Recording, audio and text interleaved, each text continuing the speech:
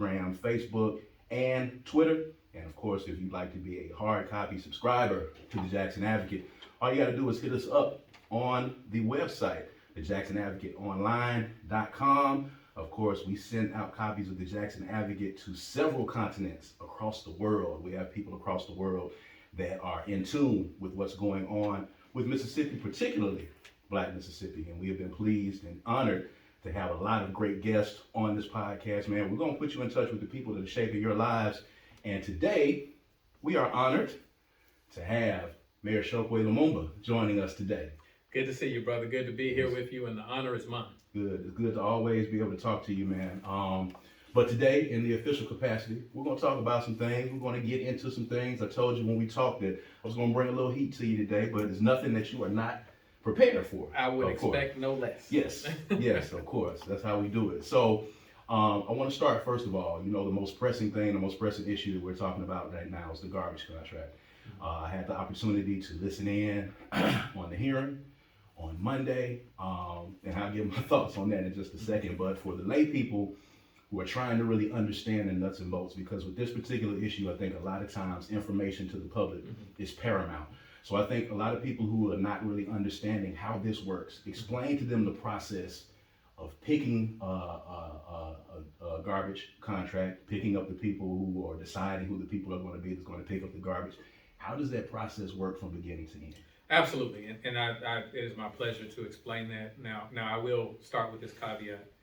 Because we are in legal proceedings, if a question arises that I think may be problematic for me to answer, Absolutely. It's not that I don't want to share, it's Absolutely. that I don't want to harm the proceedings or be outside of the orders of the court. Absolutely. So basically, anytime you have a contract of this magnitude for these services, for garbage collection services, it is mandated by state law that cities put out what you call an RFP. An RFP stands for Request for Proposals. Right. In that RFP, various companies submit documents that basically solidify their ability to do the job. And they submit price, they submit technical ways in which they will perform the job.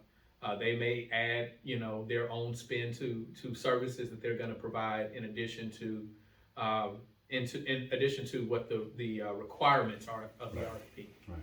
And the companies that we are looking at, and it's broader than people think, but the companies that submitted all met what you call the minimal standards, right?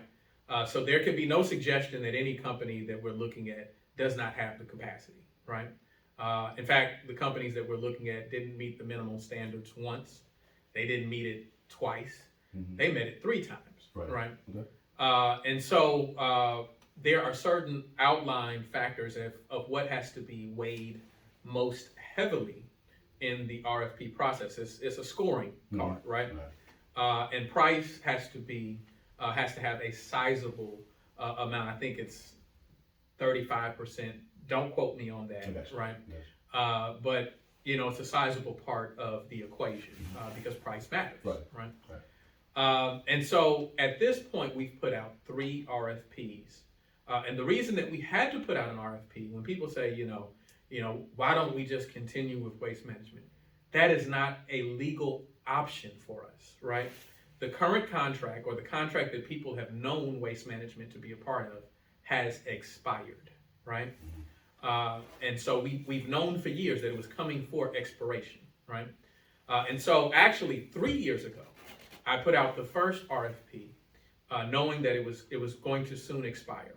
That contract that Waste Management was previously on, I think it had 6 years with 4 one-year options, right? And so the first RFP that I put out, that we put out as a city, we got responses from 4 companies. Waste Management, a company called FCC Environmental, Richards Disposal out of New Orleans, and Metro Services out of New Orleans as well. New Orleans is split into 2 contracts. When those proposals came back, they were significantly higher than the rate or the current contract that we were on at that time, right? And so my first choice was actually to deny all bids and give Waste Management the very last year of their 4-year options, right? Okay. So if we're going historically, then the first choice that I made in the interest of Jacksonians was to pick Waste Management because they presented the best option at that time. So after we pursued that last year, we knew that that was no longer an option because that was the very last year available to us under that contract. And so the next RFP went out and it was scored. And by the review committee, it was nearly unanimously selected that FCC Environmental won that particular contract. After negotiation, they were the lowest on price. They were offering an average salary of about $63,000 per employee. They were offering more than 75% of their workforce be full-time employees, compared to about 40% now under the current contract. Very, very important. It's important for 401ks for workers. It's important for health insurance for workers, and all of the associated benefits with being a full-time employee. I think that has connection to things like crime and safety in our community if people have stability in their lives. So that was one. They were offering garbage bins for every household, and to be clear on the bin is one that will be provided to every household. For those that have physical limitations, accommodations are required to be met in order to support those people who have the physical limitations. For those people who choose not to use the bin or have trash outside of the bin, that will still be collected. The reason that the bin has value is because not only does it provide uniformity, not only does it reduce litter in the city, because when we have the bags out, simply rodents and dogs get in those bags, spread things around, and the beautification of our city is at jeopardy. So the uniformity and all those things that look nice were important in that. But one of the more significant factors of why the bin is so critical is because it reduces the toll, the workload on the workers' bodies. Because when you have a uniform bin, then what happens with the trucks is that you slide it in front of the truck, and there's a device that is measured for those uniform bins, and it picks it up and it empties it, right? So while we're still accepting other things, by and large, it will greatly reduce the amount that they're picking up. So let me ask you this, and this has been the position of a lot of people that are on the other side of the fence. A lot of the council persons are saying, well, I've talked to my constituents are happy with the garbage pickup right now. They're happy with the current contract. If it's not broke, why do we need to fix it? Of course, garbage bins for some of our elderly, it's a little bit cumbersome for them to be able to carry that around. Let's just be honest. So when you hear people say, hey, if the constituency, which you're here to serve, is cool with the current contract that we have, why are we, experiencing where we're at now? Well, I thank you for that question, because I would respond to that in a number of ways. Okay. One, I just shared that because of state law, we're not allowed to simply just continue an expired contract. I will go to jail if I continue or just award a contract to someone when it's expired and we don't follow that process. That's one, right? Very significant reason. Two, when we talk about the constituency, and I was going to get into this in the latest RFP, we actually, just to make sure that we talked to everybody, did our due diligence, communicated, what we had to do from the RFP process. We had 3 community meetings, right? Sadly, we lacked the presence of several of those council members that are saying that their constituents were against or had those. And so that's not what we, they were recorded. That's not, what we got by and large out of those.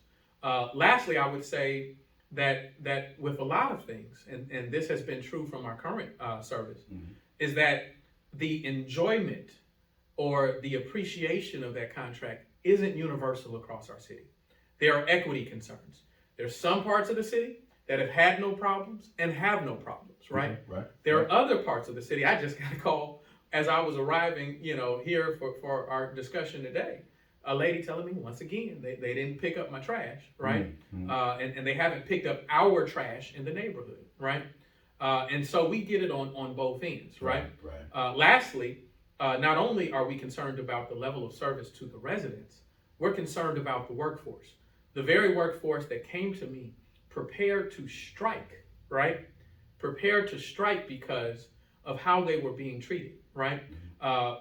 Being made to ride one man on the back of the truck, right? During a pandemic, which meant that we were all home more, all creating more trash, right? And so the amount of trash, the tonnage that we had, like every other city in the nation, in the world for that matter, had increased. And they were riding one man on the back of the truck. You know, I think about any time a friend has asked me to help them move out of their house and how taxing that is on my body. Right. Could you imagine lifting 2 tons, 2 total garbage trucks by yourself as an individual without the assistance of another person to help you do that? Absolutely. And so that was problematic. And so that's why when I asked them not to strike, right? When I asked them to do that, I assured them that we would lift up their interest in the RFP process. I said, I can't tell you who will get the contract. I can't tell you what it's going to be, and I would never say that to you. But I will tell you that we'll make that a priority within our process.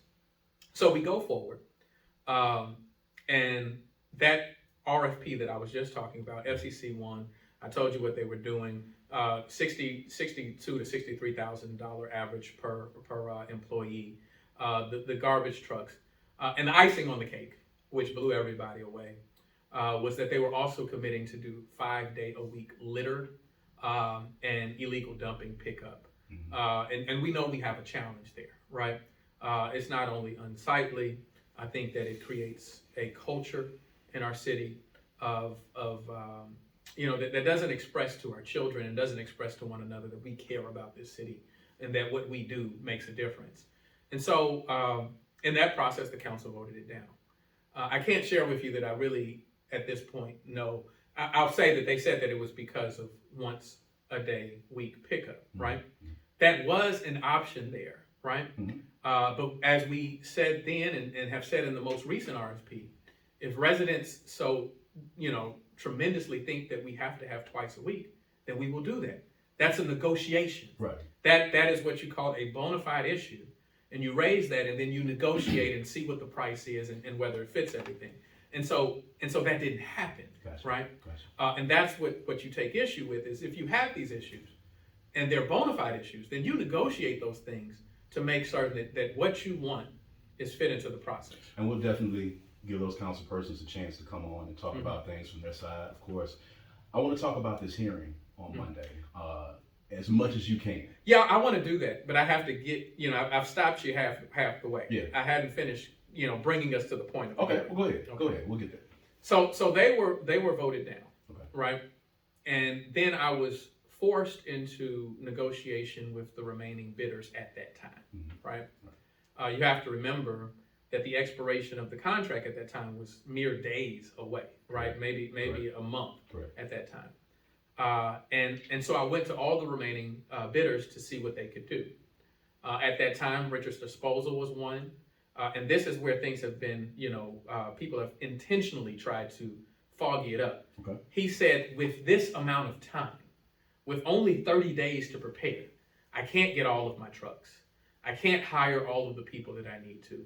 So I will have to respectfully decline because I don't have sufficient time to give you the service that I believe you're entitled to. Never said he didn't have capacity to do the work. He said with that amount of time, he couldn't do it. And so the only remaining bidder under that RFP was Waste Management.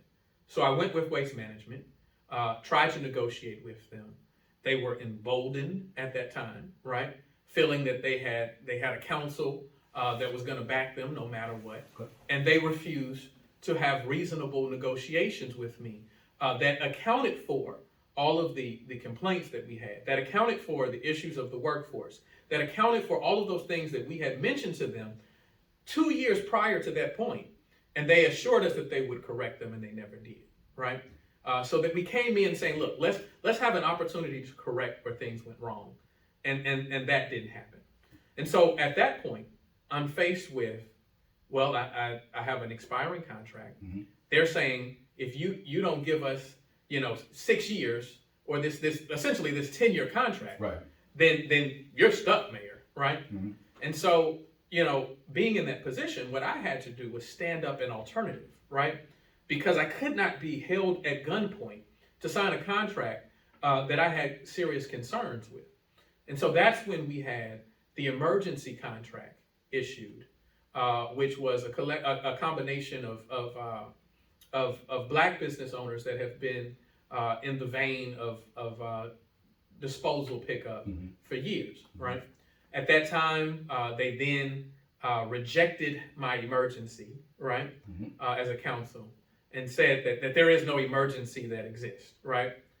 Waste Management, right after they rejected that, then shared with me and said, they didn't share anything with me. They shared with the council that we're willing to pick up the garbage for another 30 days, right, at the same rate that we're doing it now.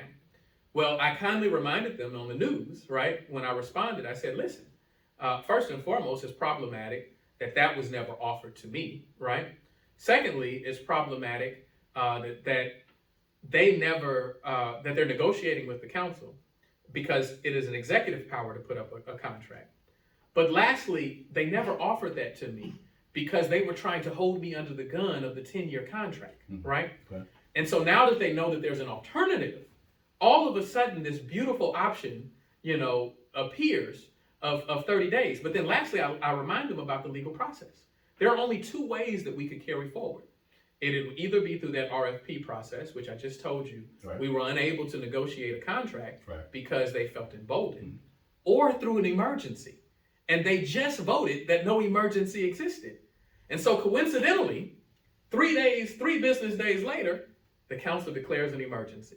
Right. So it wasn't an emergency, 3 days ago when we had to pick an alternative, but then it becomes an emergency when Waste Management says that they can pick it up, right?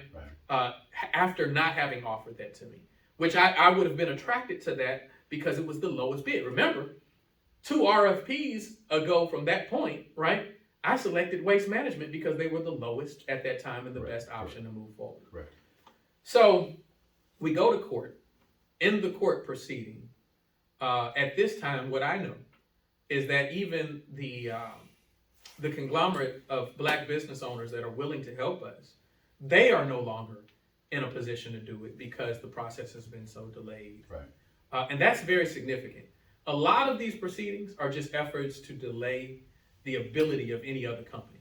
If you delay, then the only one who can do it is the incumbent. So they're trying to harm the ability of another company who has fairly bid on this process. Right. And so I want to get to your. I'm gonna let you ask me questions. Yeah, I'm sorry. So we agreed to 6 months, right? And I tell them that I want 6 months because one, we have to do an RFP process. If you do me 1 month, then we're gonna be right at the same place. So we have to do that. This latest RFP, and then I'm done, was one that because of our challenges, we instituted blind bidding, which meant none of the companies put their name on it, right? So you were merely scoring, the committee was merely scoring based on proposal alone, right? We instituted a cone of silence, which meant no council persons nor myself was supposed to talk to any company that had submitted for that process. Okay. And another step that I took once those scores came in, which they didn't know that I was going to do, right? That we later decided, is that once those scores were evaluated blindly, I presented them to the council, right, for them to select which proposal made the best sense. Now, I will tell you, while I knew nothing of any company, I will just share that if a company did reach out to any person and tell them what their price was, they may not have known who the other companies were, but they could have known who that one company was, right? I think you should ponder on that, right? So what the council does is that they leave me 2 options. They say, Mayor, we want to make certain that we have twice a day.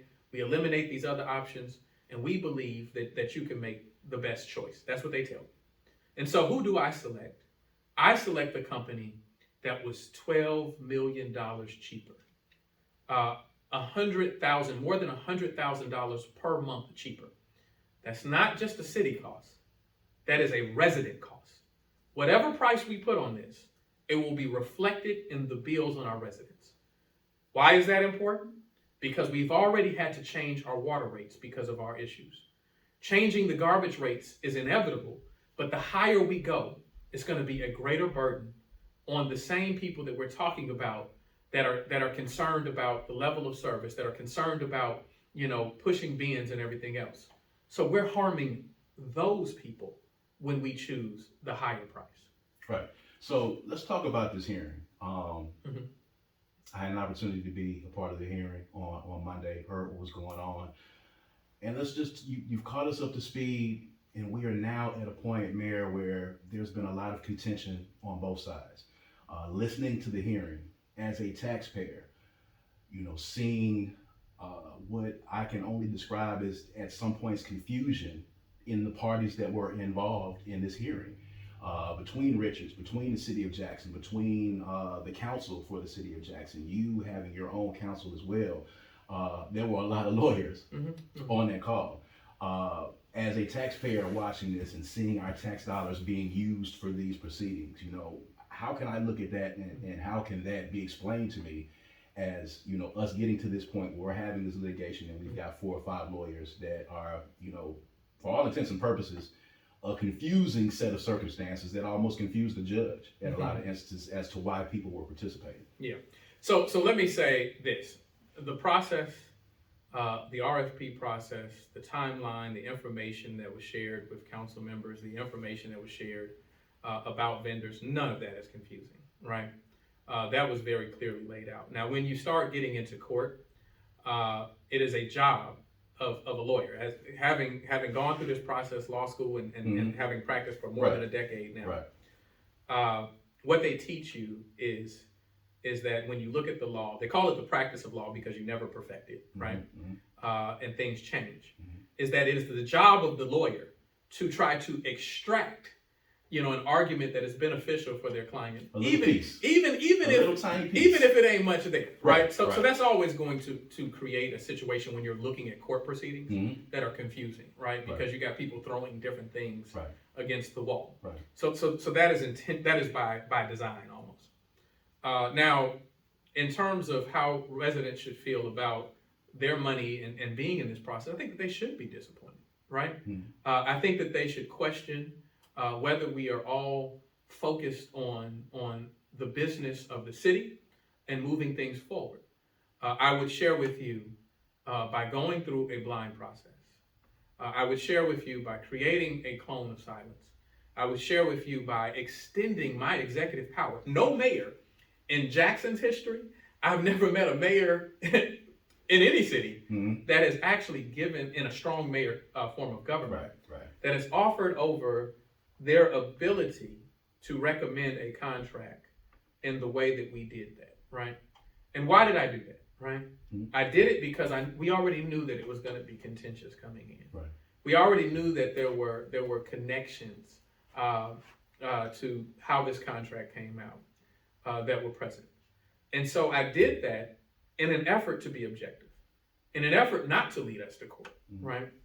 And I think that unfortunately, when that process yielded that there was a company that was lower and it wasn't the incumbent, it was unavoidable.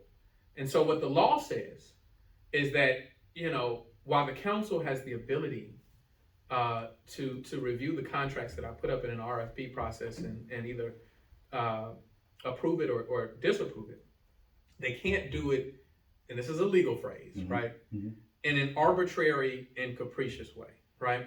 And all that means is that they can't just, without a legitimate reason, right, do that.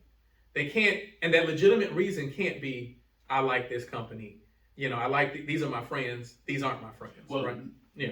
Let's talk about that, because a lot of people see this process going back and forth. They see the contention, and let's be honest, Mayor, there has been a lot of flare-ups, whether they be in the city council, whether it be on the county side. A lot of people are embarrassed from what they're seeing. I'm embarrassed from what I'm seeing between adults going back and forth. There have been accusations of cronyism on both sides against you and you leveling them against the council as well.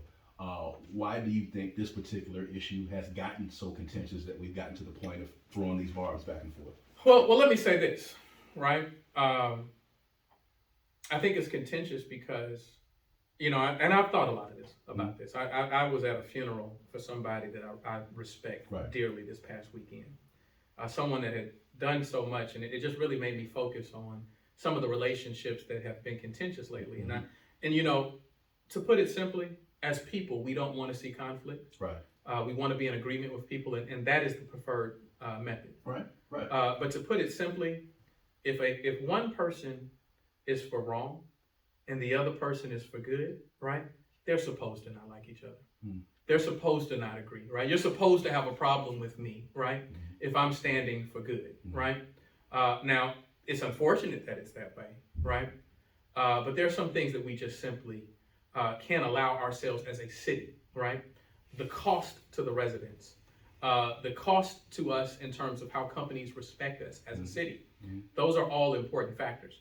Now, in terms of cronyism being suggested on my side, just take a deep dive into that, right? If I were so inclined to just support somebody that I wanted to get the contract, then one, why have I proposed 3 different companies at different times, right? So I'm working for friends, and when I choose somebody else, the people that I chose before, they just shut up about it, right? They didn't say, well, you're supposed to get us to meet. We had made that agreement, right? So that's one that doesn't jive with common sense or reality, right? That's one. Not to mention that the first company I chose was Waste Management, right? Lastly, when I tell you that I put up the blind scores and I let the council choose, I would have to be such a chess player, right? So brilliant that I knew what they were going to do, right? That I knew what they were going to select, right? And so by offering that alone indicates to you what the realities are, right? And I don't want to go too far because this is a legal matter now, but it isn't too far, or you don't have to do too much research to see the very direct statements that people have made to tell you what it's really about. Let's talk about that then. All right, so from what you're saying, you feel as if you are on the side of good and the other side is on the side of wrong. I gave that as a general example. I will leave that. I will leave that for the neutral observer to determine. I'm just saying that in terms of when we have friction, right? I'd rather not have that, right? My option is diplomacy. I've tried capital murder cases with people who don't agree with me politically, don't agree with me ideologically, and are against my client, but been able to negotiate that process soundly. Right. So, of course, this thing has devolved into litigation. It's devolved into back and forth between you and council members. Let's talk particularly about, the back and forth between you and Kenny Stokes. And I will give you the opportunity, because I told you we were going to actually talk about this in hindsight. Now that we're here, now that you've been to that funeral, now that you've had the opportunity to kind of think over all that has happened, the contention that takes place, do you at all regret standing in front of the media and in front of your constituents and making the claim that some of the city council members were basically on the table? So let me say this, and I've readdressed this after that. I believe what I believe, right? And I don't apologize for being against harm as I see it that anyone opposes to my people, right? The residents. What I have apologized for is that if my effort in people, there being a lot of confusion. What is an RFP process? What's really at stake? What are we talking about? What is the issue at hand? And people were saying to me, Mayor, sometimes the way you say things, you use, language that we don't always fully get it, right? So my effort was to make it clear and plain and tell people what is really at stake. And if in that process, I allowed a distraction from the ultimate points and issues that are really important to people, then I apologize for that distraction. Because while I have a responsibility to work with the council, to exercise diplomacy, to try to advance the interest of those councilmen for their constituents. My accountability is not to the council, it's to the residents of Jackson. Right. And it will always be that, right? And I don't apologize for that, right? Some people see my passion and people have questioned, like, why is he so passionate? Because I'm passionate and I love people, right? Right. That has always been my history. Right. That was my history when I was at the Malcolm X Center as a little boy. That's been the history that I've been raised in. Right. And so I take this very, very seriously, right? And so that is the thing that, I would apologize. And I talk to elders, right? I make myself available for those elders to tap me on the shoulder and tell me, this is what we need you to do. This is where you're right. This is where you're wrong. And I'll share with you that what the elders said to me, what they told me is, we get it now, young brother, right? Now you don't get caught up in that mess anymore, right? You said what you needed to say. Now leave it alone, right? Mm-hmm. And I heed that advice. I take that instruction, right? I think that to the extent that I've made those statements, that it needed to be said, or whether it was an overreach of what needed to be said, mm-hmm. I think now I move forward and I continue to work on these issues. Okay. So currently, the judge is going to take all of this information. He's going to make a decision on it before the end of the month. And as I understand it, if he votes in your favor, that means that the contract that you have in place with Richards is going to take effect. And if he votes against you, then there's going to be another set of circumstances that are going to take place. Yeah, and I'm thankful that you said another set of circumstances, because some people may not pick up on that, right? So first and foremost, that effort that I gave at allowing the council to select the company, mm-hmm. that was, that was in my discretion, and it was merely recommendation, right? And so one of the important issues is, does another company, Richards has, based on the RFP, based on the law, what it says is that when there's a winning or a company that has won the bid process and it is awarded to them, that you can't vote them down arbitrary or capricious. Mm-hmm. I already explained that. Mm-hmm. And secondly, you can't move on to the next company unless they have failed to agree to any of the terms that are put before them, right? Mm-hmm. We've had hearings where we've asked the council, give me a term that you want. Give me something that's problematic. They failed to do that, right? And so Richards hasn't declined any of those options. Mm-hmm. And so by the RFP, once again, which would subject the city to another lawsuit that we would be hurt tremendously from, an actual valid lawsuit, right? Where we would have to pay the cost of the contract to this company, right, if they were to choose to sue. Mm-hmm. That doesn't allow me to go. So the question is, does another company have a bona fide right to a contract, right? And there's more than just waste management remaining if you dismiss Richards. Right. You still have FCC. So it's not automatically. It's not. No, that's not the law. It's you then, if it was determined that Richards by some reason or some process is now disqualified, mm-hmm. right? Mm-hmm. Then the law says that you have to go to the two remaining. You got to go to whoever's remaining, right? And I can share with you one of the concerns for me, right, mm-hmm.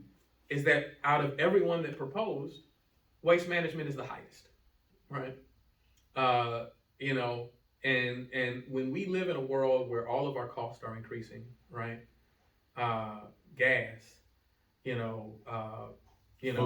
food, everything. All of those things, right? Unless I have some sufficient and significant reason mm-hmm. to believe that a certain company does not have the ability to fulfill it, right? Then I think my responsibility is to act in the interest of our residents. That is the least invasive, the least harmful means possible moving forward. Right. So let's pivot a little bit. Let's talk about something that, you probably having to face every day. Let's talk about crime in mm-hmm. Jackson. Let's talk about roadblocks. Mm-hmm. Let's talk about the TAP program, which I am vehemently against, and we will get into that right now as we get into it. Yeah. From your standpoint, explain to me, if I'm a citizen, explain to me why you feel the roadblocks are a viable Mm-hmm. means of course, the wording now that's being used is that it's not being used for a crime deterrent. It's Mm-hmm. being used to check insurance, but we all know. We all know. I'm not gonna say that we all know. We all know Well, that roadblocks, oftentimes cause other problems, particularly for impoverished communities. But, when you see the blowback for these roadblocks, what are your thoughts on that? Well, one, I would say that like the other issue we just left is that there isn't one set of opinions on that, right? Mm-hmm. Just as there have been people who I think have raised some important questions. Absolutely. There's been strong support. Absolutely. By a lot, and I'm not talking about one sector of the community. I'm talking about universal. You are correct. Yes. And so that's one thing. But let me first acknowledge this. Mm-hmm. I believe that when we had that first press conference, which I wasn't present, to talk about those checkpoints, right? I think that the rhetoric was incorrect, right? I don't think that it properly represented what the effort is, right? And so people who may have found disfavor in that, I understand. And we huddled to make certain that wasn't what we were trying to communicate, right? So that first needs to be acknowledged, right? Okay. Secondly, and we'll get to the roadblocks and their substance, right, and their efficiency. Right. But secondly, one thing that wasn't lifted up is at the same time that we're checking, to make certain that people are documented in the way that they need to be, is that we were doing amnesty the entire time, right, for people, right? Literally, people who have all of these fines, trying to reduce them, trying to be sensitive to their economic circumstance, right? And lastly, I would also point to, we just had a press conference this week where we had been working behind the scenes. We've been working with organizations like the Poor People's Campaign and Operation Good, so that really it's the biggest opportunity to interrupt this cycle of riding dirty that people are in, that they are always under the threat. Right. Absolutely. Always under the threat.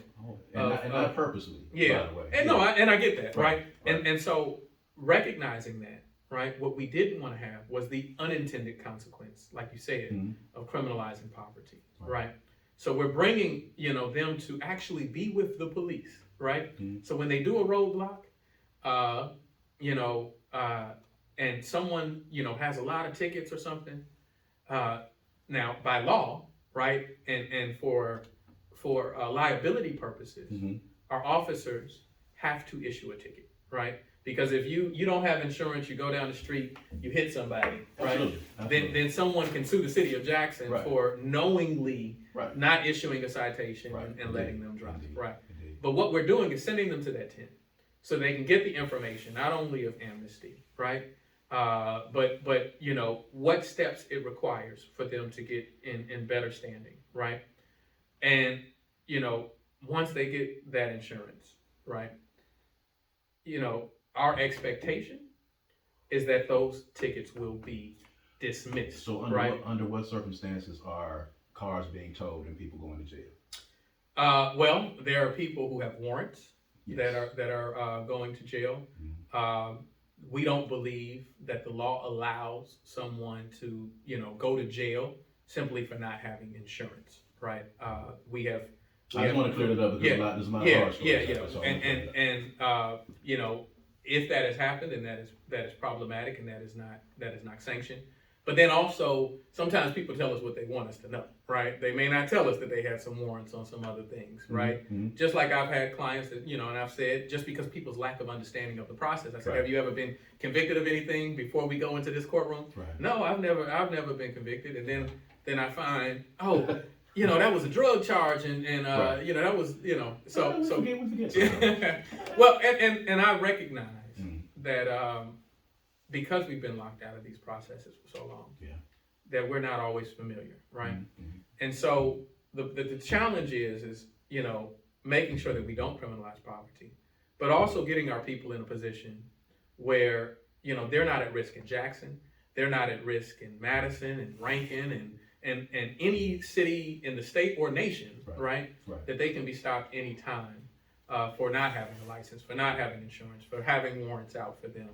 And so that's what we're trying to do, right? We have a sensitive and progressive process in place that is trying to account for those issues, right? And so those checkpoints happen to deal with that. Now, a ancillary benefit, right, is that we find that when you have carjackings happening, and I want to be clear because this has been misreported. Okay. These checkpoints have been administered all over the city, not in one community, right?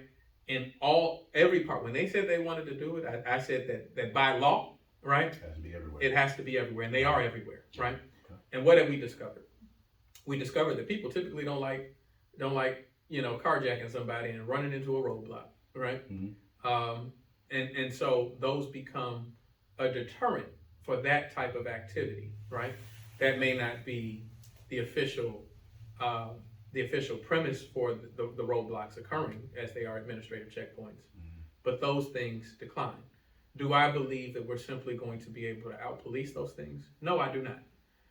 But while we're trying to stand up other processes, while we're trying to stand up a more comprehensive view of how we deal with crime, I'm trying to maintain an open mind as to the different strategies that people employ. Well, let's talk about law enforcement. Let's talk about JPD. When you talk about numbers, let's talk about Chief Davis. Chief Davis is a great guy. I want to make sure that I preface this before I say that. Speaks every time. He's a fantastic guy. I'm sure he's a great guy. When we're talking about the city of Jackson, we're talking about crime, we're talking about numbers, we're talking about personnel, we're talking about all these things holistically that we have here. Using a sports analogy, my question is, if there is a coach on the sidelines and his team is consistently losing, in a lot of those instances, that coach would be fired and replaced with someone to at least try to change the energy. Right now, what we have happening at JPD, things have not always been going in their favor. The numbers have not skewed in their favor. Chief Davis has been at the helm of that, but you have continued to support him in a lot of instances. There are a lot of people that feel like he should be fired and should be replaced.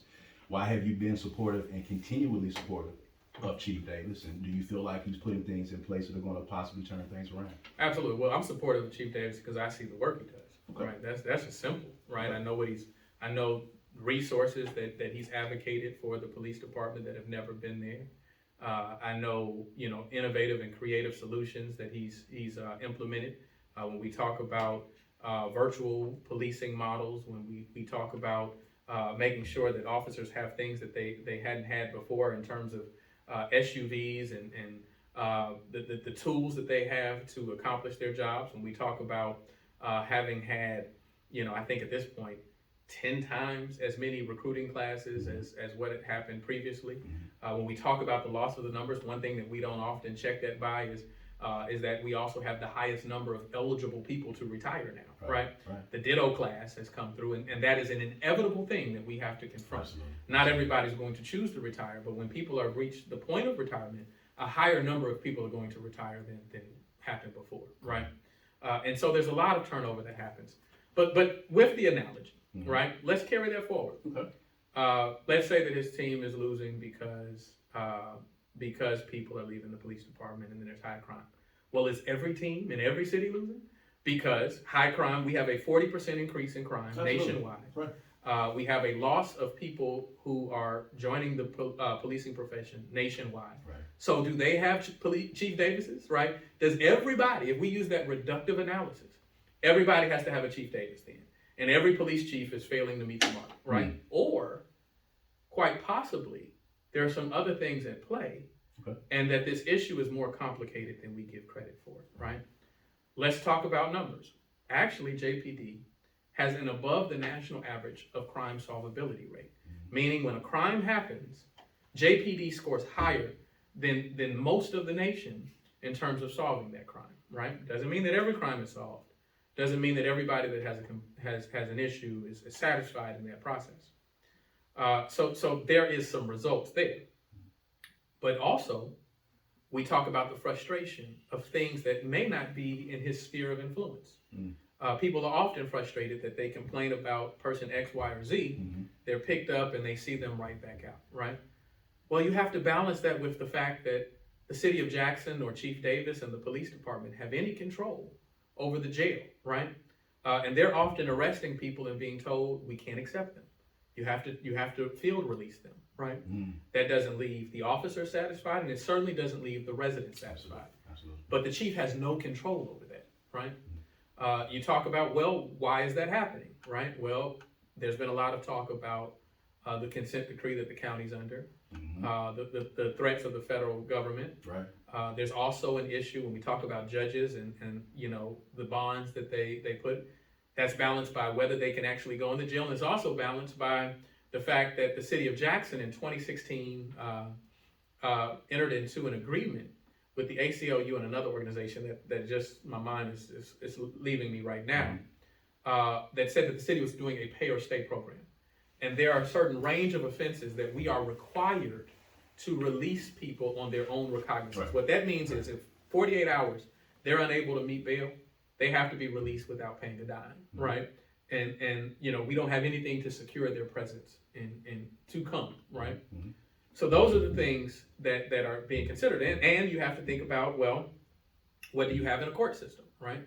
You have a court system that is 3 years backlogged, right? Mind you, everything that I'm telling you, not only is it not in the sphere of influence, meaning that the police chief has no power over this, that the mayor has no power over this, right?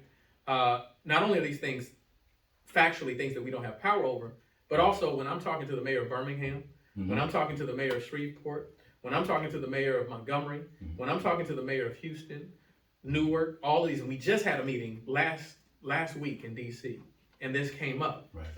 We're reading each other's mail. It's the exact same circumstances, right? Is that they have the overcrowding too. And so you have the courts, which are backlogged 3 years, and they can't go to trial, which means that people are awaiting trial. A lot of people that have fall victim to murders or committed new murders are people who actually been arrested, are awaiting trial, right? Just the process hasn't gone forward to make a determination of their guilt or innocence and moving them forward. But let me finish that last point. Why is the court delayed, right? Well, one thing that we don't talk about, right, is the fact that the state crime lab is significantly backlogged. And so a court case can literally not go forward until they've done the ballistics on gun, until they've run, tests on the drugs, until they've done an autopsy on this body or given some results to have a completed file to go to trial. And so I don't want you to think that I'm just acting as if judges aren't trying to do their jobs. Right. That COVID and those circumstances have created a lot of complications. And then I'll finish with this point on that, is that what we have found as people have tried to reduce it to just a policing matter.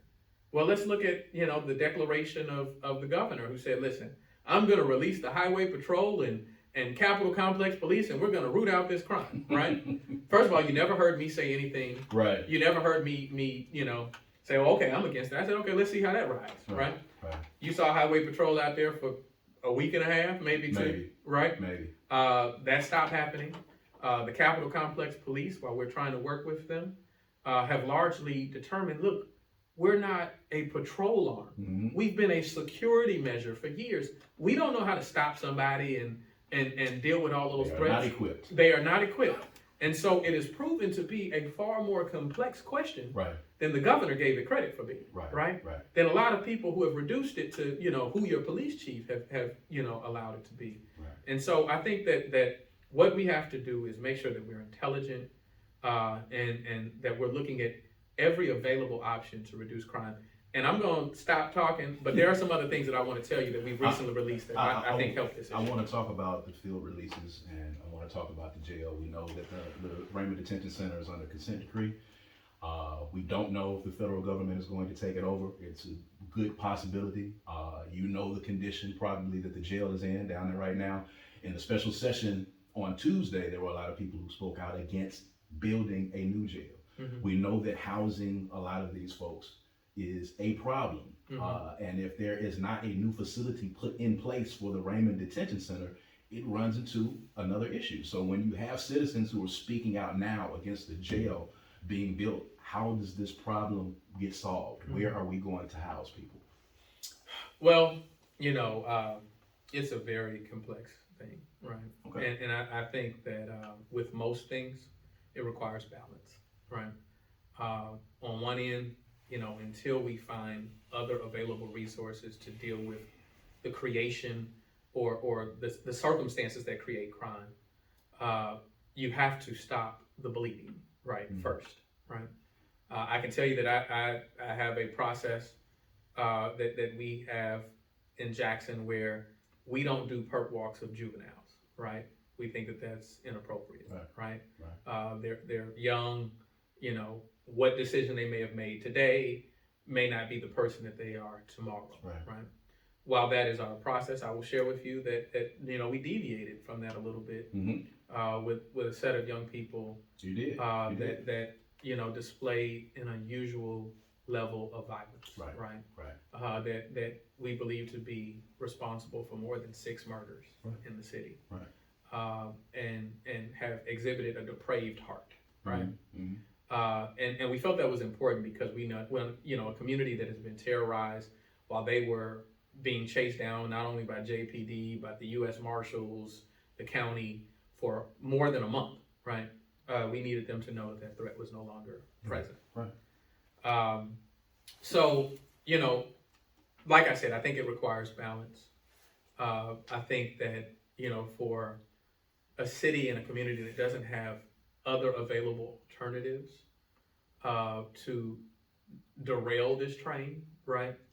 That we're going to have to find some balance of what is detention and what are some other resources that we can employ, right?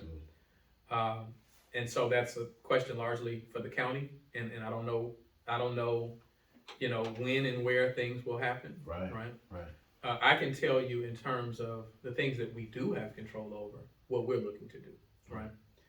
We've recently received nearly $1 million from the National League of Cities. I am going to be in conference with some CEOs around the city. I won't say who they are just yet, but I'll tell you that they have a vested interest in the reduction of crime, right? And I'm going to ask them to commit to an annual contribution towards the formation of an office within the mayor called the Office of Violence Prevention and Trauma Recovery, right? Out of that, we're not only looking to employ an executive director who deals with violence interruption programming, right? But also how we hire social workers to deal with the multitude of issues that exist out there, right? We're asking police officers to not only, be detectives or patrol officers when it comes to crime. We're asking them to be social workers, right? We're asking them to be mental health professionals, right? We're asking them to do a multitude of things that they're not equipped to do, and does not represent the best foot forward of how we should interrupt these challenges, right? And so, without knowing the full breadth of the money that we might have, I can't make this commitment, but I like what Mayor Ross Baraka has done in Newark, where he's ensured that for every police officer that they hire going forward, that they hire a social worker for each one of those people. Absolutely. That we have a team that goes out. I think even from a policing standpoint, when we have those resources, we can start doing things in a more proactive sense. Kind of out of necessity, we typically, and I say we, I'm talking about cities, typically put more emphasis on fatal shootings than they do the non-fatal shootings, right? And the reality is that we have to put, more emphasis on the non-fatal, because if you don't, those non-fatal later become fatal. They later lead to conflicts that may grow the number of people that are going to be killed ultimately. And so we want to look at all of that. And I'm glad that you're saying that, because there are going to be a lot of people that are going to hear exactly what you're saying. They're going to hear the seriousness of what you're saying, and they're going to say there needs to be more police officers on the street. I want paratroopers flying, dropping out of airplanes. I want tanks. People are on Facebook saying that they want to see the National Guard. I want, fire and brimstone. I want us to police ourselves out of this problem. And I'm glad that you're saying that, because you cannot police yourself out of a crime problem. We've never had it. It's never existed. That is never. We've been buying into that notion, and there is not an example of it where it exists. Now there may be some examples of communities that have less crime, but there are other dynamics that people don't pay attention to. Absolutely. Right. We talked about garbage contracts and stability of work. Right. What you usually find is communities that there's a higher average household income typically have less crime. There's less circumstances that usually create those conditions by and large. When you have the great disparity between haves and have-nots, like we do in our world. And so those are things that are looked at. But, simply, first of all, let me be clear. I'm not against, our officers. I think that as we've looked at this Office of Violence Prevention and Trauma Recovery, we've done some actual surveys. We wanted to know what people's impressions of JPD are. We wanted to know how they see law enforcement in their community. And I don't know if this surprises anybody, but actually JPD scored rather high in terms of Jackson residents' reputations or their view of JPD, right? And so we want to publish that so people see that. But I do believe that once again, we can't outpolice ourselves. We can't outpolice crime. And when we look at ourselves as a nation, we have more police than any other nation in the world. We have more people incarcerated than any other nation in the world, per capita, right? Yet and still we have the highest rates of crime than any other nation in the world. And so if there was a correlation between over-policing and over-incarceration and safety, we would live on the safest place in the planet. Absolutely. Right? And so I have not deviated. I have not lost my mind. I'm still the same Chokwe that I've always been, that has been a part of work of how we support and give dignity in communities. Absolutely. But I'm also not trying to be a revolutionary elitist, where I think that I hold all of the answers and the complete understanding of what it means to see a city move forward. And so I am giving of myself to adopt, other fields of thought, so that we ultimately get to the place we need to get to. So let's pivot a little bit. We talked about funding. When we talk about funding, of course, the topic is going to turn to infrastructure. Of course, we've had cold weather. Just recently had, some torrential rainfall. There are a lot of people posting, flooding in their area, in their neighborhood. Of course, the cold always brings, pipes breaking, brings leaks and things of that nature. Biden's infrastructure plan, coming to fruition, monies that are supposed to be coming into the city of Jackson. Speaking with a lot of senators and a lot of representatives, of course, there's still a contingent, in the legislature that are not fans of Jackson, Mississippi, not fans of us getting money to fix what we're fixing. As a citizen, as a taxpayer, where are we infrastructure-wise? Let's start there, and I want to kind of get into some of the reasons why we are where we are. But for somebody that is suffering, with constant flooding in their area, with sewer backing up, with water backing up, with their pipes freezing, when is relief going to be on the way? Well, one, we're in an aging city, right? Where many of the resources that we've needed to repair and prepare, right, for the decay that was certain to come, we hadn't had available. We haven't used it in order to address the age, right? Every pipe, every instrument, your car, right? You know that your car has, some lifespan to it, and eventually it's going to start acting up. Right. And so we have an older vehicle, right, that is starting to act up. Well, has been acting up for some time. Right. That's account on underfunding from a federal and state level. Right. That's accountable to some missteps that we've made historically as a city. When we talk about our water meters, and I'm sure we're going to get to that, right? That is one of those missteps that has left us in a bad financial place in order to repair these things. And I can talk about the steps that we're taking. When you talk about Biden's infrastructure plan, I've been in direct communication with the White House, right? I've been in direct communication with efforts to help lift up the infrastructure plan, asking us to tweet at certain times, asking us to call certain senators and have these discussions. I will give Senator Wicker his props. He supported the infrastructure plan. And so we have been heavily engaged in that process. While we're grateful that we had a direct funding from ARPA that allows us to address these things, and the overwhelming majority of what we have contributed has gone towards infrastructure. And what we have paid, we don't have all of the money yet, but the first thing that we paid for was a pipe, a very large and expensive pipe, right? More than $8 million to help increase water flow for South Jackson, right? Because not only do we have citywide deterioration of our infrastructure, we have the inequity of certain communities suffering at the hands of it worse than other communities. And so that was important to us to do. And so we're investing there. But one thing that we have is what you call states' rights, right? And when the federal government issues money like that, they typically give it to the state, right? And while I've been championing, and other cities like Jackson have been championing to get this money because we need it so much, it is put in the hands of the people who weren't championing it, right?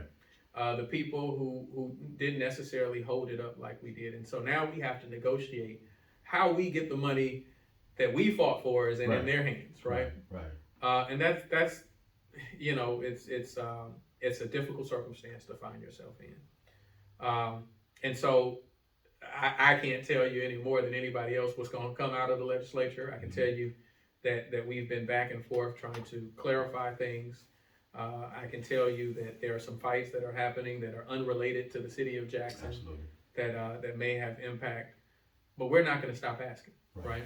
I can tell you long before we had the February the February winter storm last year, that we were beating on every door, and we were making it clear the conditions and the circumstances that weren't, that were going to happen and did happen and will happen again if we don't fix them. These are issues that lay usually at the feet of the acting mayor. When Mayor Yarber was in office, this is an issue that he had to deal with.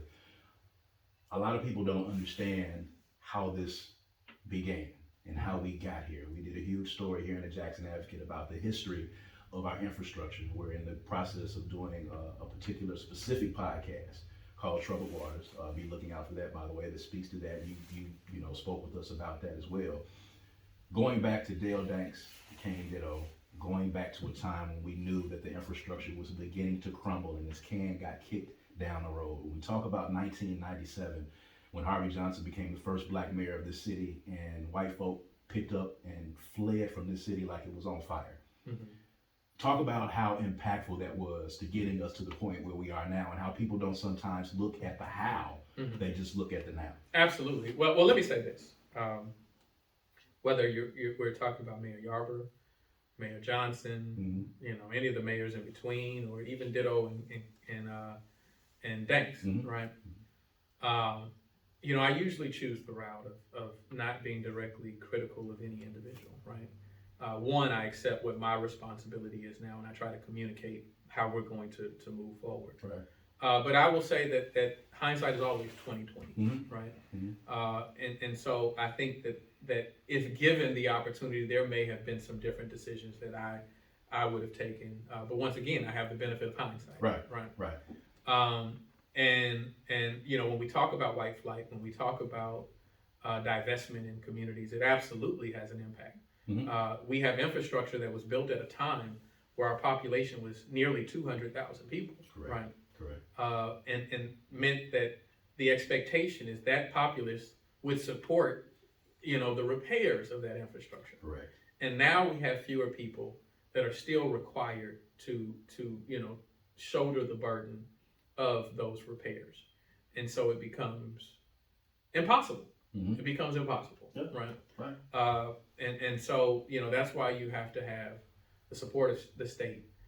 You have to have the support of other agencies that help you correct that. And with that support, not only do you correct the challenges that people are dealing with, you also improve your opportunity or improve your chances of building your population back, right?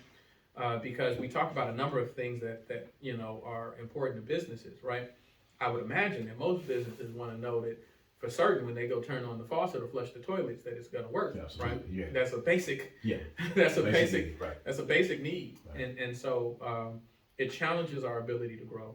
It challenges the ability for the state of Mississippi to grow, right? Because while other states around us are growing, southern states, Mississippi is in rare air where we're actually losing population And when we've done the research to find out the demographic that the state of Mississippi is losing at the most significant rate, which are millennials or young people, Right.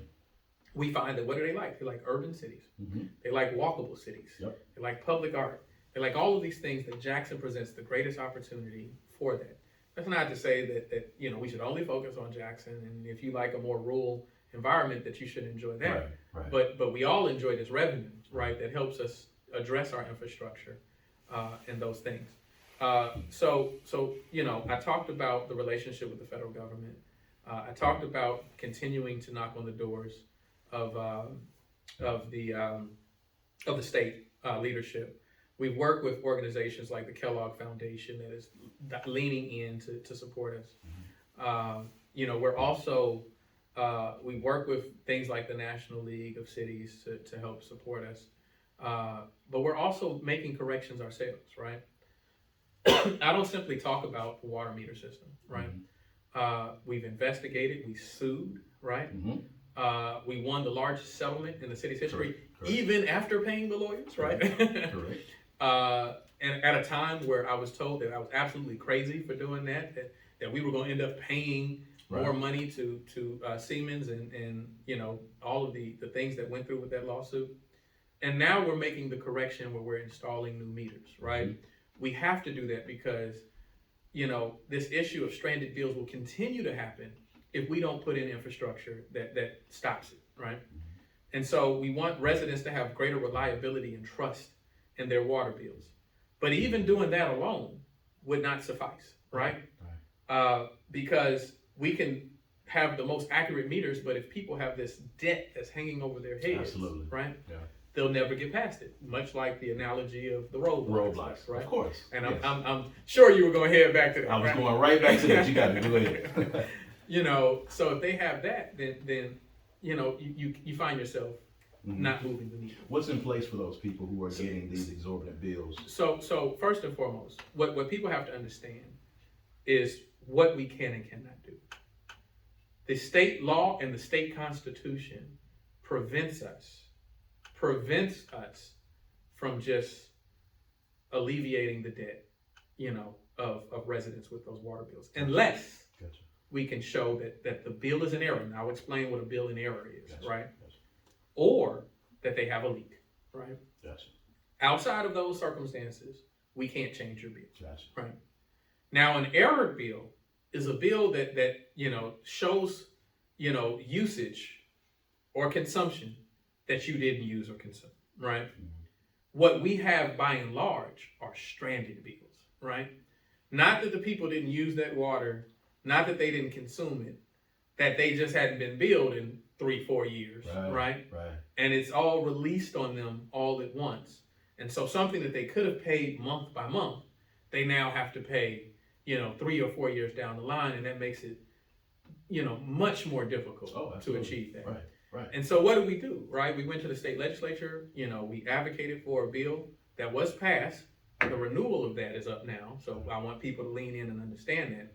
But advocated for a bill that said that, if residents, this is what it ultimately allowed, that if you pay your current bill, meaning the bill for the month of March, right, plus $5, when you have that very large debt. So you pay March bill and you pay $5 extra. For the balance of a year, right? Mm-hmm. Then any remaining debt that you have can be put in an abyss, right? Okay. It's put into an account that we will never collect on you. It won't register on your bill anymore. It won't be something that's hanging over your head. Okay. We didn't forgive it. We just put it in another account that We're just not gonna pay attention to. We're just not gonna pay attention to it.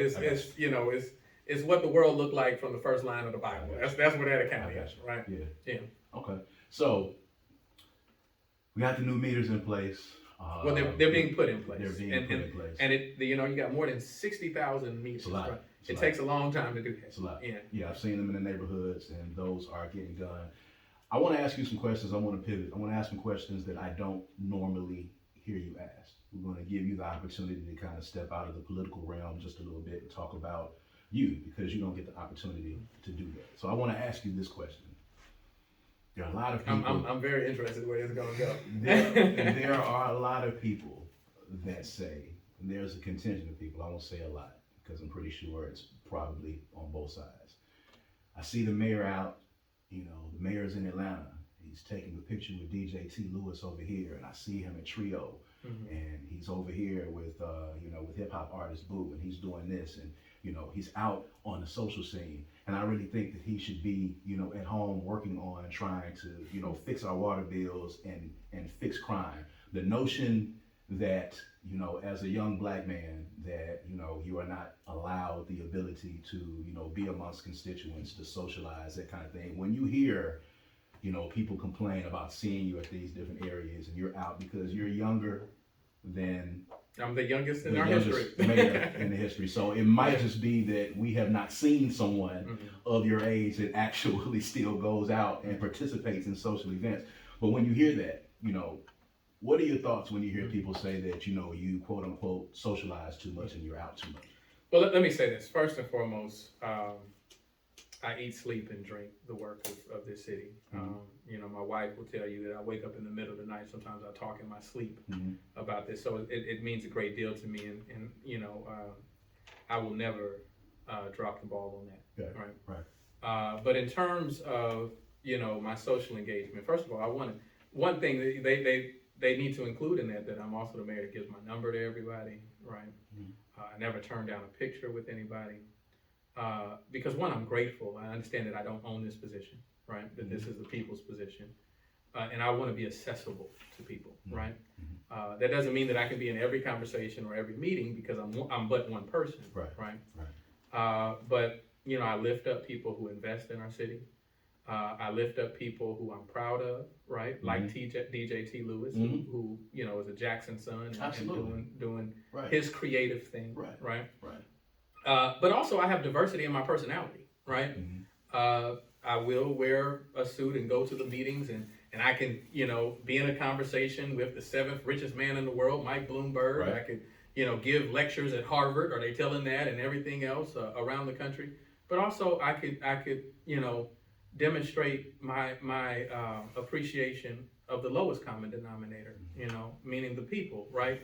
And just interact. I'm never disrespectful. No one has ever showed you that they got a picture of me doing anything disrespectful. I'm always aware of the position and title that I hold, right? Do I like hip hop music? Absolutely, right? Yeah. You know that. Yeah. You know how far back I go. Yeah. My father was Tupac's lawyer, right? Represented Buju Banton, a reggae artist, and so many other people. So he had diversity in his in his personality. And so all of that contributes to who I am, right? One of the things that I'm most grateful for is, my parents were very intentional that my personality be influenced by, many vantage points and many backgrounds. And so, I grew up in a what you would call probably an affluent black community, right? Certainly was, there were some impressions made on me by that, and to see black excellence and success was something that was important, right? But they also made certain that wasn't the only thing that colored who I am, right? I can tell you that I probably spent more time, in Georgetown, at the Malcolm X Center, doing, community engagement as a young kid, right? Going to the Maple Street apartments and dealing with that. So all of that is a part of who I am. I appreciate everything that was sown into me in that way. So never doing anything disrespectful. My wife knows where I am if they're concerned about that, right? And sometimes with me, we have the beauty of this opportunity where Jackson State is on a pedestal and is not only changing things for the institution but the city, but changing the idea of HBCUs and kind of reviving that legacy. And so going to Atlanta to celebrate that, I think that it should be a problem if I didn't do that. Absolutely. Right? If I didn't go and express appreciation for this moment for Jackson State in our city. All right, and that's a good thing. Explain for 1 minute, because I want to debunk another theory. I want to use this interview to be able to debunk a few things. The notion of, well, not the notion of, the process of giving a key to the city or a proclamation to the city. There are some people who feel like they want you to drive over to Atlanta, and they feel like there is a physical key that you can go back and get from T.I. and bring back to Jackson to give to someone else, because there's always complaints when they see things happen. There was an artist that was in Memphis recently that got the key to the city, of Memphis. And, the discussion came back up again about T.I. getting the key to the city of Jackson, and, why this person didn't get it. And of course, you can't stop people from complaining, because that's what they like to habitually do at the end of the day. But explain the process for honoring people and proclamations. Well, first and of all, keys. there isn't literally one key Of to course. the city, and it doesn't open anything, right? You can't go get it and bring it back. But it's essentially the highest honor. Mm-hmm. We do proclamations as mayors, council does resolutions in support of people, but the highest honor that can be bestowed on by the executive branch is the key to the city, right? And I think each mayor has their own, metrics of what is deserving of that, right? And so, I certainly am not in favor of rewriting the history of any mayor and what they believe, was deserving of that. I can share with you that, the people that I've given it to and why I've given it to them, right? I gave it to Angie Thomas, right? Because I thought that Angie Thomas was a, important representation of not only the genius of our young people in the city, but also, tackling very controversial issues in the hate you give, right? And so we're very proud of her. I've usually given it to people in the vein of social justice and that work. I gave it to our former CAO, right? I gave it to him because I thought that he brought a lot of creative ideas to lift up our city, and his work and his passion was committed to that, right? And so I thought it was important that the city recognize that. And so that's usually kind of, I take it on a case-by-case basis, but, I'm very selective in who I give it to, right? And part of my rationale for that is that if every good effort was worthy of the key to the city, right, then it would no longer be the highest. Can the citizens get involved in that process? How can they get involved if they have a suggestion for someone? Oh, I would love to take it, and there's some people I have in mind, right? Some people that I think that we've missed out on, and sometimes we get bogged down in other issues, and so kind of the more ceremonial matters are left unattended to. But I'll tell you, I'm proud of a lot of people. I've had a conversation with Monte Ellis, who's never gotten the key to the city, right? And not only his work as an athlete, but his interest in our city, and people aren't always aware of that, right? We've had some background conversations, and there's a scripture that says a prophet is without honor in his own home, right? I know that our brother, we'll call him David Banner on here, right? Our brother Banner, right, has a lot of and you know more about this than I do, but there's some feelings that he's had about kind of how the narrative of when he if he turned and when he turned his back on Mississippi, when people don't know that he actually got his attention after he left and then decided to come back, and still does so much for the city that people don't know, because he does not advertise what he does. And I think a lot of times if people don't see it, tangibly in their face, they feel like it doesn't exist. But I know firsthand the things that Monte is doing, the things that there are a lot of people in Jackson that are doing that, they don't broadcast it because it's not who they are. I'm proud of my brother Maurice Williams. Yes. Not only new head coach at Jackson State. New head coach, but Mo and I go back, right? See, I call him Peanut, right? So I know Peanut from we played. We first met, I guess, around 13 or so, but we played at Murrah together. We played AAU ball together.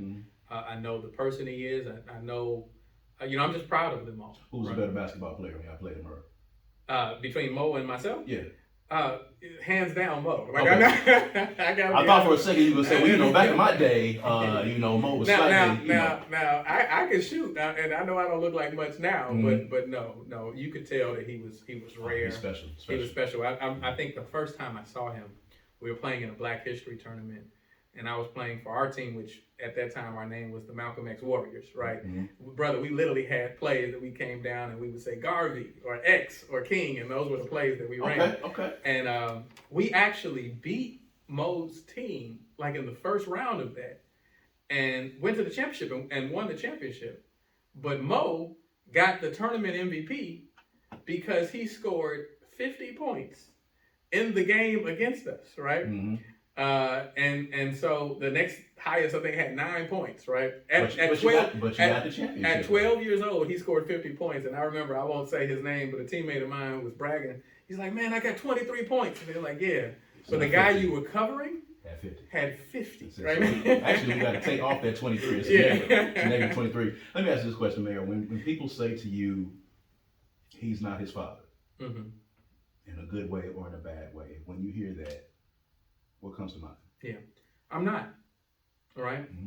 And I accept that I'm my own person. I think my father would want me to be my own person, right?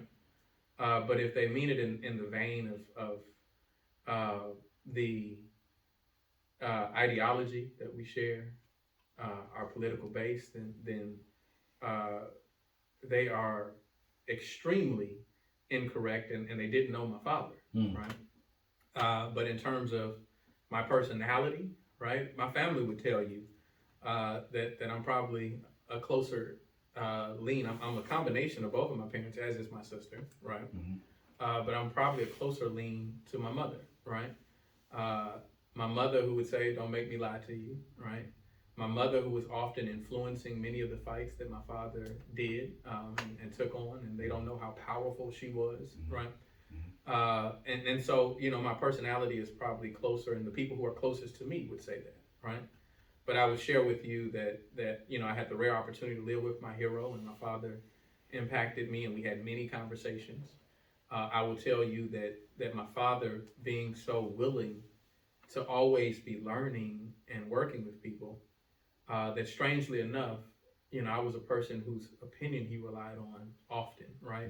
He would do it in the courtroom. He would do it when we had political questions, right? And so I know what his thoughts were. I know where he stood. But I also adopt that same discipline, or I am not as disciplined of a listener as he is, and I want to be that. That is something I'm improving on. He was amazing at it, right? But I adopt that same frame of thought that says that you can learn from everybody, right? And I'm still trying to do that, and will continue to do that. But I think I am a different person. I think that the expectation is that all of our children be a better version of ourselves, and I'm not saying that I'm that, but none of us hope that our kids are the exact replica of us. Right. We want them to be better, and we want them to grow and learn, and so hopefully I'm growing and learning.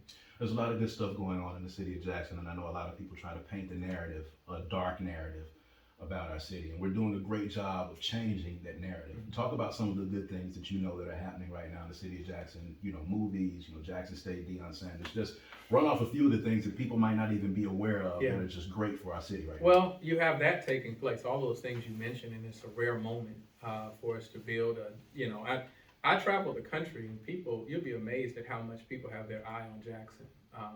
Jackson was recently listed as one of the best opportunities to invest, right?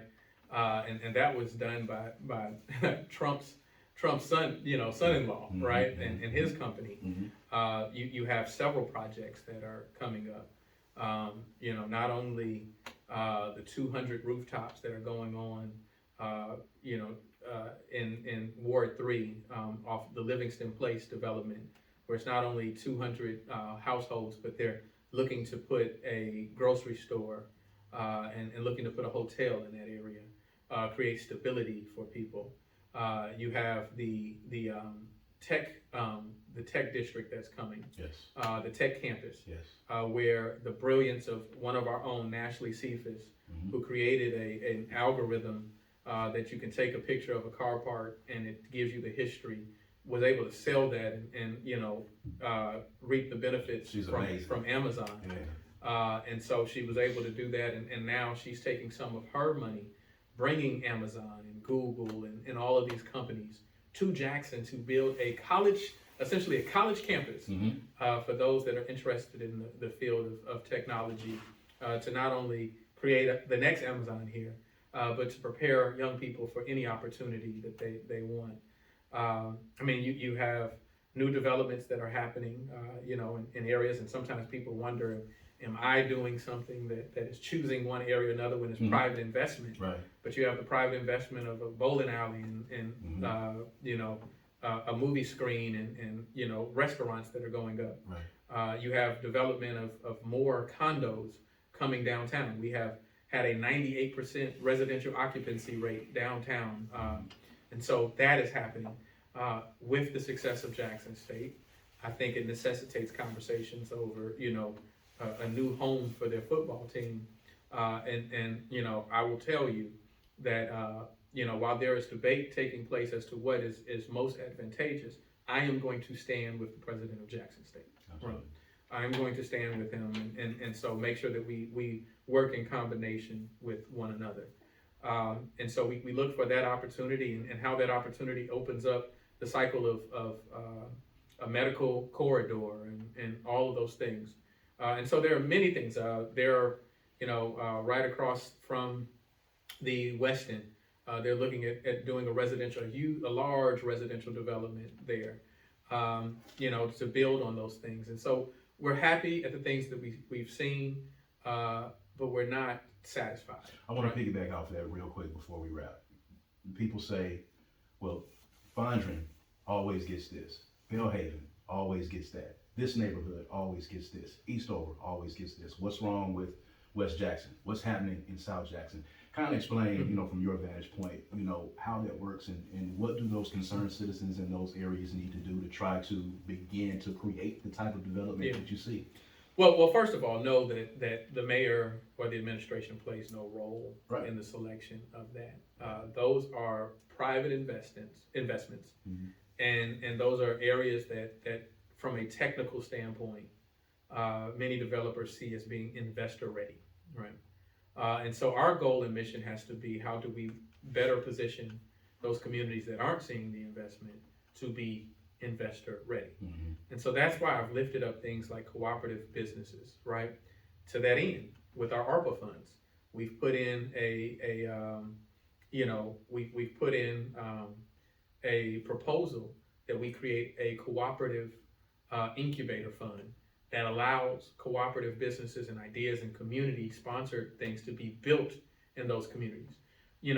Jackson has a history where it hasn't necessarily been that we can't have businesses thrive. Right. We've had several businesses to come in the city, do well, but they have not been invested in the city. And so they pack up their bags and they leave and they go to other cities or search for quote unquote greener pastures, right? And so part of some of these businesses, to make sure that we leverage our position to make sure that it's dangerous not to invest in Jackson, is that we strategically fill some of the gaps ourselves, so that people realize, well, they don't come out here as much for that, right? They're starting to do it here, and those businesses that depended on you coming out for their business, now see that you're not coming out, and so they decide, well, maybe I need to be going, to Highway 80 and Highway 18, because those things are happening there.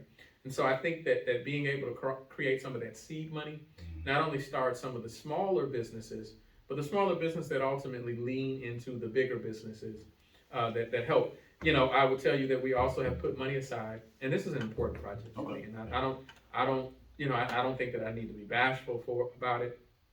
I no longer, as a city, we no longer want to put up any signs, any graphics. And I know that you've worked heavily about Fair Street, right?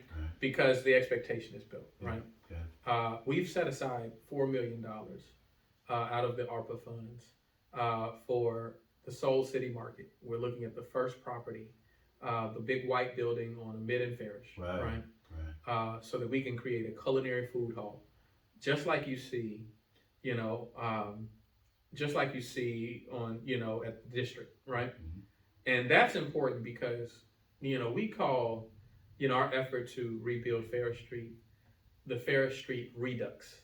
Redux means to revive, to almost breathe back into it, because we believe that Ferris Street has a soul, right? Yes. We think that its significance is so tremendous. It's hallowed ground. To, you know, to us. Mhm. You know, we talk about, you know, Harlem and Detroit and, you know, all of these places that have been considered Black meccas, right? Atlanta, Mhm. right? Mhm.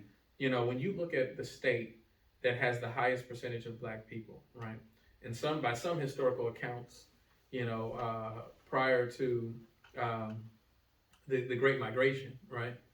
You know, Mississippi's Black population was estimated to be at 80%, right? Mhm. 80%, right? That's how many enslaved people that we had Right. in Mississippi. That we were Right. 80% of the population. Correct. And so you look at a place that was the first, you know, Black business district, right, in our state. Mhm. There's an argument to be made that was the first Black Mecca, or one of the first Black Meccas. And so it's not only important to the history of our city, it's important to the future of our city, and we have to do that. It was the second most profitable Black empowerment zone in the nation behind Harlem. And of course, you know, I know a lot about this street, I know a lot about Ferris Street. And a lot of good things are happening in the city of Jackson. And we thank you for coming on board and having this candid conversation. I'm glad you had the opportunity to go beyond sound bites to kind of explain to your constituents about what's happening in the city of Jackson and some of the issues that are happening in Jackson. I'm honored to have been able to be the person that you know was able to talk to you about this, and we are honored at the Jackson Advocate to have had you here. We want you guys to make sure that you're listening to this episode of the volume, the podcast. Make sure you share it with someone. I think this is vital for citizens of Jackson and citizens of the state of Mississippi to hear what's going on in our capital city, celebrating 200 years. Absolutely. It's 200 Jackson. Although all of those 200 years were not that favorable to Black folk, we won't actually get into that, but we'll celebrate for the sake of celebrating right now. It's a very huge part, and we'll definitely have you back on as we get into that bicentennial celebration. But of course, for the Jackson Advocate Managing Editor Brad Franklin, for Joshua Martin, our Content Engagement Editor, and for Mayor Chokwe, Antar Lumumba, for joining us today on the volume.